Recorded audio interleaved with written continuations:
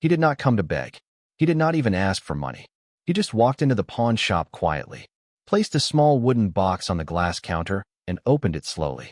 Inside was a metal silver, scratched, and engraved with a name no one in the room recognized. The clerk barely looked up. "Whatever it is probably fake," he scoffed. A customer in the back laughed out loud. "Is that your grandpa's toy?" And yet the old man did not flinch. He simply said, "I just wanted to know if it still meant something." They mocked him. They mocked the metal. But then the door opened, and a Navy SEAL stepped inside. Welcome to Endless Stories, where forgotten honor finds its voice again. If you believe true respect does not fade with time, and some metals carry more than metal, stay with us and help us keep these stories alive. He did not walk in with swagger.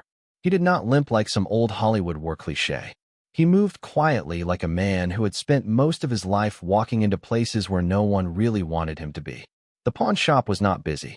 A single fluorescent bulb flickered above the counter, casting a jittery light over shelves of forgotten electronics, rusting tools, and scratched guitars that had not been tuned in years. The air smelled of dust and disinterest. Behind the counter sat a kid no older than 23, hoodie, wireless earbuds, and the kind of look on his face that said he had already decided this shift was not worth the trouble. The old man paused by the entrance, hand resting on the flap of his coat. He looked around the room like someone who had seen too much and still could not find anything new. Then, without a word, he approached the counter. His boots, cracked leather, clean but worn, made almost no sound on the tile. He reached into the inside of his coat and pulled out a wooden box. It was small but heavy, the kind that holds weight even before it is opened. The surface was scratched, but the hinges had been oiled. The box had been carried a long time and cared for in the way only soldiers and fathers care for things they cannot explain.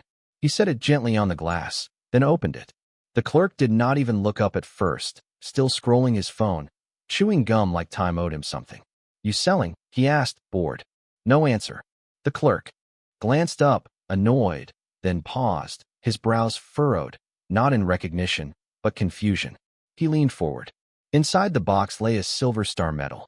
The ribbon was faded into dull reds and muted blues. The edges were chipped. On the back was an engraving, still sharp despite the years. Samuel James Everett, 1972. The kid tilted his head. "Is it real?" he asked, squinting. "I mean, it kind of looks old. Where did you get it?" The man's eyes did not move from the medal. "It was given to me," he said quietly. "For what?" The kid chuckled, not cruel, just ignorant. "Winning a potato sack race in boot camp." A breath passed. The man looked up slowly, steadily.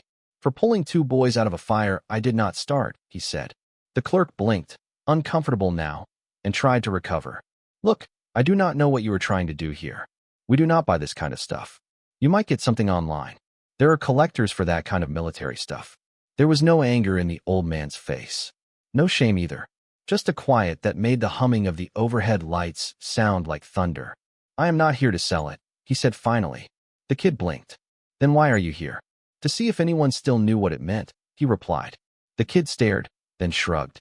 "It is just metal, man." And with that, the room shifted. Not in temperature, not in noise, but in weight. Because sometimes the heaviest things in the room are not the loudest. They are the ones that stay still, waiting to see if anyone remembers how they got there. The man reached out, closed the box with both hands, like sealing a grave, and stood to leave. The bell above the door had not even stopped swinging from his arrival when it rang again. But this time, it did not announce someone ordinary. This time, someone had heard, and he was not laughing. The door had not even closed behind the old man when it happened. A sharp laugh cracked from the back of the pawn shop. Too loud, too sudden, too deliberate. It came from a man leaning on a dusty electric guitar, wearing a leather jacket and mirrored sunglasses. The kind of guy who had not outgrown high school, even though high school outgrew him years ago. "You trying to pawn that thing?" he scoffed, nodding toward the box still in the old man's hands. "What is next?" "You selling Purple Hearts for gas money." Another laugh joined in, thinner, higher, from a teenager seated near a stack of old video game consoles. He did not even look up, just muttered. "Bet he bought it from an online auction site and made up the story." The clerk chuckled, trying to play it cool. "Told you, man, everyone is a hero when they are broke." The old man did not move, did not blink, but something shifted. Not in the air, in him. Because it was not just the words, it was the way they said them. The casual cruelty, the empty bravado, the disrespect served not like an attack, but like entertainment. He had heard laughter like that before. Once overseas in a bar outside base when someone called his unit a bunch of wannabe John Waynes. Once at a memorial when a reporter whispered during a moment of silence.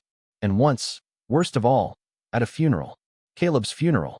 When a kid 2 rows back chuckled at the wrong time, and someone let it slide. But here in a pawn shop about this, he almost left. Almost. His hand was already on the box. He could have walked out without saying a word, gone home, locked it back in the drawer, and told himself the world just did not understand. But instead, he stayed. He stayed because walking away would have been the easy thing. And after everything he had done, everything he had survived, easy had never meant right. So he stood there holding that box like it was the last piece of someone else's courage and waited. And just then, the bell above the door rang again. The laughter stopped because someone else had entered, and he was not smiling. The bell above the door did not sound different, but the room knew it had to pay attention. Something about the air shifted the moment he stepped inside. Not louder, not colder, just stiller, as if the walls themselves recognized a presence that did not come in often. He did not speak. He did not scan the room for trouble. He did not have to. Trouble usually saw men like him and moved out of the way. His boots were clean, but worn the way a working man keeps them, used, but respected. His shirt tucked sharp, dark navy, with a small gold trident resting just above his heart. No name tag, no words, just a quiet symbol of something earned the hard way.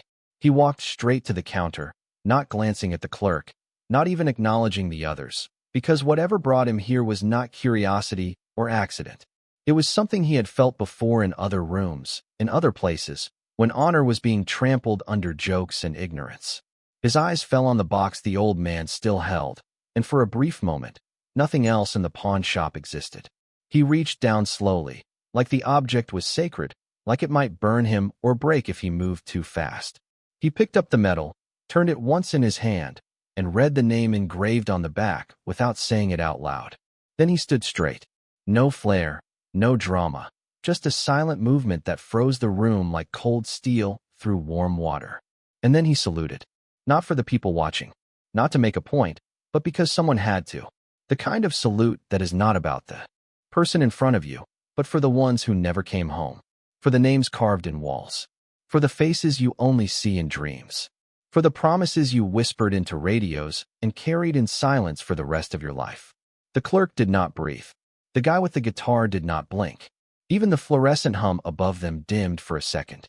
Or maybe that was just how it felt, like time had stepped back and told them to listen.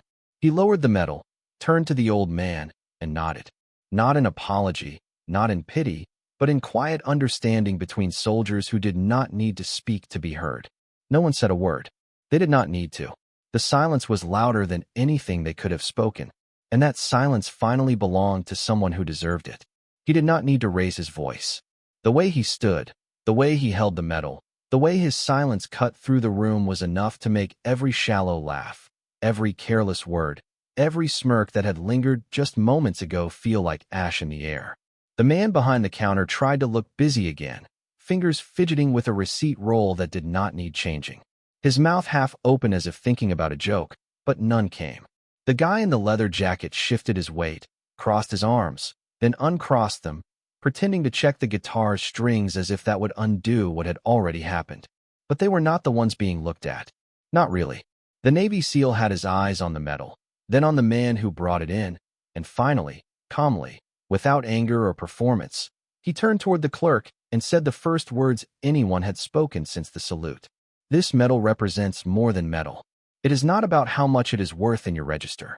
It is about what it cost the man who earned it and what it saved when it was pinned to his chest. He did not need to say more, but he did. Not out of rage, but out of duty. I was there. Different war, different sand, same silence when the shooting stopped. Men like him do not ask to be remembered. They just remember everyone else. The clerk opened his mouth to respond. Maybe to apologize, maybe to save face.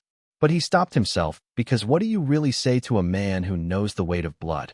Who can hold a medal like it is a folded flag and speak like he is carrying 20 names in his chest? The SEAL turned back to the old man, handed him the medal with both hands, not ceremonially, not stiff, but with respect, with quiet hands that had seen war and still knew how to be gentle.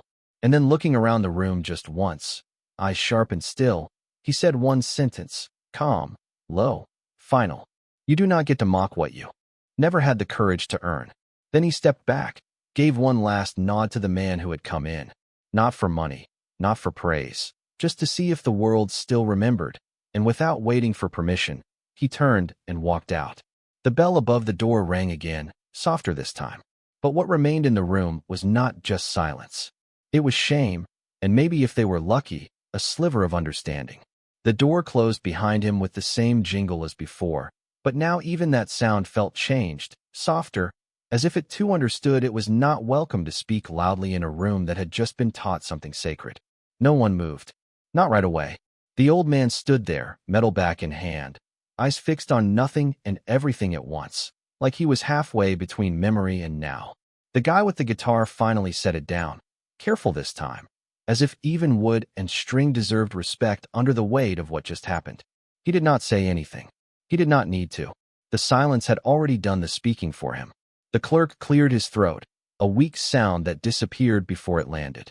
And for the first time in what may have been years, he looked someone in the eye, not as a cashier, not as a kid behind a counter, but as a man who had just been reminded that some things cannot be scanned, priced, or pawned. "Sir," he said, but the word hung there empty. He did not finish the sentence. He just stepped aside. The old man did not gloat. He did not say a word. He simply closed the box, the metal resting like it had always known its place was not behind glass, and tucked it under his arm with the quiet care of someone folding a flag at the end of a long day. He turned toward the door slowly, not because he was old, but because he was letting the moment settle, giving the silence time to linger before the world forgot again. But the world did not forget this time, because when he reached the door, he noticed something strange. No one behind him was looking at their phones. No one was scrolling, laughing, moving on. They were still. They were watching him. And they were not watching out of curiosity. They were watching because something in them had shifted too. Something they did not have words for yet, but they felt it deep. The way you feel cold air after a fire has gone out. He did not nod, did not wave, just opened the door, stepped back into the daylight, and walked away like he always had. Quiet, steady, with nothing to prove, and everything still worth carrying.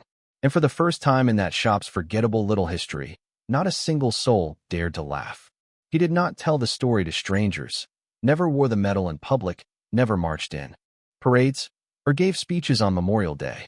Not because he did not care, but because he cared too much to turn something sacred into decoration.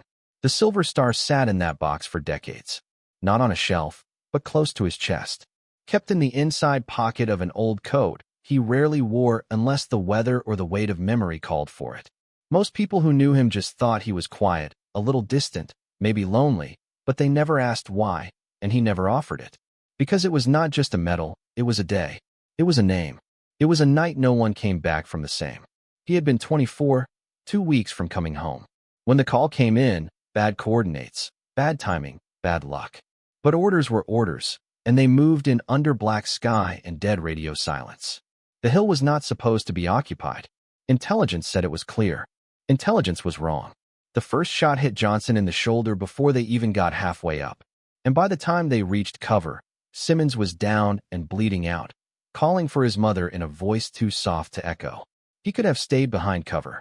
He could have waited for air support, but they did not have that kind of time. He ran, not because he was brave, not because of training, but because someone had to move first, and he could not bear the thought of hearing another boy die with his name on no one's lips. He dragged them out one at a time, limbs torn, blood soaking through his uniform, bullets snapping past his ears like dry twigs breaking in the wind. He did not remember screaming, did not remember crying, only remembered the way Simmons gripped his hand with what little strength he had left and whispered, "You brought me home."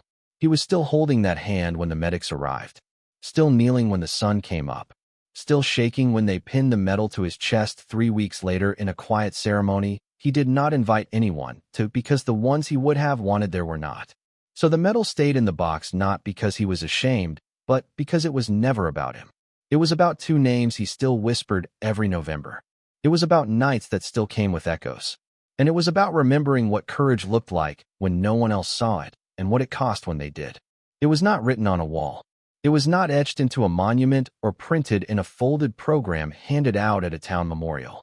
But every November, without fail, he said the name. Quietly, just once, the same name, the same breath in the same place. No audience, no flag waving, just him, a coffee he never finished, and a bench that had long since stopped asking questions. Some years it rained, some years it snowed, but he always went, not because he was obligated, not because someone told him to, but because promises made in blood do not fade just because the world forgets to ask about them. He never said the name out loud to anyone else. Not even in those years when the pain turned sharp and he thought maybe speaking it might ease something in his chest. Did not, because the name was not just a person. It was a moment, a final breath. A kid from Arizona with too much energy and too many dreams who once carved their initials into the butt of his rifle and joked about becoming a country singer if he made it out. The last thing Caleb ever said was, "Tell my dad I was not scared." He had not been. He died with his eyes open, looking not at the sky, not at the blood, but at the man pulling him out. So every year on the day the letter was dated, the one that started with, "We regret to inform you," and ended with a name typed in someone else's handwriting, he walked to that bench, sat down, and whispered Caleb. That was it. Just the name. No speech, no stories, no medals worn. Because in some corners of the heart, a single name carries everything. The noise, the silence, the weight of survival, and the guilt of being the one who still gets to remember. He noticed the boy before he heard him. A small figure hovering near the far end of the park, backpack slung too low, camera around his neck, sneakers untied. Not the kind of kid who usually wandered into a place like this, and definitely not on a cold November morning. The old man figured he would pass by like the rest. Glance at the bench, maybe snap a photo of the fog rising off the grass, and keep walking, earbuds in, world tuned out. But he did not. He stopped about 10 feet away. Looked, really looked, not at the flag resting on the old man's lap or the coffee cup sitting by his side. He looked at the silence itself, like he could see something the others had missed. The old man did not speak. Neither did the boy. Instead, he stepped forward, not fast, not slow, and sat down on the opposite end of the bench, legs swinging gently, camera still hanging from his neck. He did not take a picture, did not fidget, just sat there quietly, as if he understood that some spaces are not meant to be filled with noise. A few minutes passed, then a few more. Still no words. Finally, the boy spoke, not looking at him, but at the sky. "My brother was supposed to come home last year." The man did not respond, not because he did not care, but because he knew what that sentence really meant. The boy reached into his backpack and pulled out a notebook. Not a school one, a leather-bound journal, the kind you do not write homework in. He flipped it open, thumbed through sketches and lists and photos tucked between pages until he landed on one small square, torn from a letter. It read, "Keep doing what matters, even if no one claps." He handed it to the old man without explanation. The man took it, read it once, then folded it neatly, and tucked it into the pocket behind his medal, a space usually left for names he never said out loud. "You know his name?" the old man asked finally. "Yeah," the boy said. "I say it every day." They did not speak after that. They did not have to, because sometimes grief does not need to be explained. Sometimes it just needs a place to sit. And on that quiet bench, for the first time in a long time, remembrance did not feel so lonely anymore. It started with a photo. The boy had not meant to take it. Not really. He just looked down at the bench after they sat in silence, seen the way the morning light caught the wrinkles in the old man's hand, the edges of the folded flag, and something told him it mattered. He posted it that night. No caption, just one word. Still, by morning, it had been shared dozens of times, then hundreds, then more. People did not comment with fire emojis or empty hashtags. They shared their own names, dates, letters never sent. They wrote about grandfathers they never got to meet, brothers who left and did not return, medals found in attic boxes and never understood until now. And that is when the town, the same one that had walked past him for over a decade, the same one that never asked why he sat there every November, finally paused. The first to show up was the librarian. She brought a stool and placed it gently beside the bench. Did not say a word, just sat with a book on her lap and a small candle in her hand. Next came the mailman, still in uniform, setting down a sealed envelope with thank you written in pencil across the front. Then the coffee guy, then the pastor, then the kid who used to skip school but never missed a beatbox competition, standing with both hands in his jacket pockets, staring at the flag like he just realized it was not a prop from some movie. It was real. It had weight. And so did the man who carried it. By noon, the grass surrounding the bench was filled. Not loud, not performative, just present. Some stood, some sat, a few cried, and no one was filming. The mayor arrived last, not with a speech, not with a camera crew, but with her father's dog tag around her neck. She did not approach the old man. She simply walked behind the bench, placed a small wooden plaque into the ground, and whispered, "This spot matters." The old man did not say anything, but his hands stopped trembling. Because for the first time in years, he did not have to carry the silence alone. And sometimes that is all remembrance ever asks for. Not claps, not attention, just someone else willing to hold part of the weight for a while. He did not come back the next year. The bench was still there, the flag still folded, the town still remembered. But the man who had once sat so steady, had finally found a place where he no longer had to carry the silence for anyone else. He passed quietly without any event, just the way he lived. No noise, no spotlight, just a folded letter on the kitchen table and a coat still hanging by the door. But he left something behind. The boy was the first to return on the morning of November 6th. He carried the flag now, not in a box, not on his shoulder, but held gently in both arms, the way you carry something that once held someone else's whole life.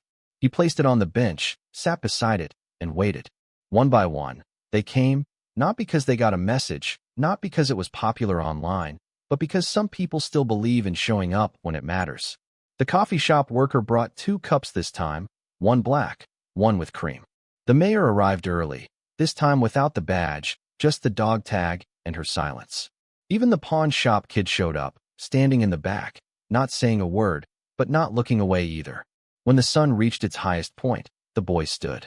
He opened the flag once, then again, and one more time until it was stretched wide, fully visible. Then with slow, careful hands, he folded it back. Sharp corners, clean lines, just as he had been shown by the man who used to carry it. He did not cry, did not speak. But when he placed the final fold over his heart, every person in the crowd raised a hand. Not to wave, not to take pictures, but to salute. Not just the flag, not just the man, but the promise that he would not be the last name remembered this way. Because one fold can mean loss, but 10 folds mean memory that lives on. Thank you for staying until the last fold. This was not just a story about a medal, a man, or a bench. It was a story about silence, about sacrifice, about what it means to remember when the world moves on too fast. If the story meant something to you, if it reminded you of someone or made you realize you never asked enough about the medals in your family drawer, then do one small thing that can echo louder than words. Subscribe to Endless Stories. Share this story with someone who still carries a name.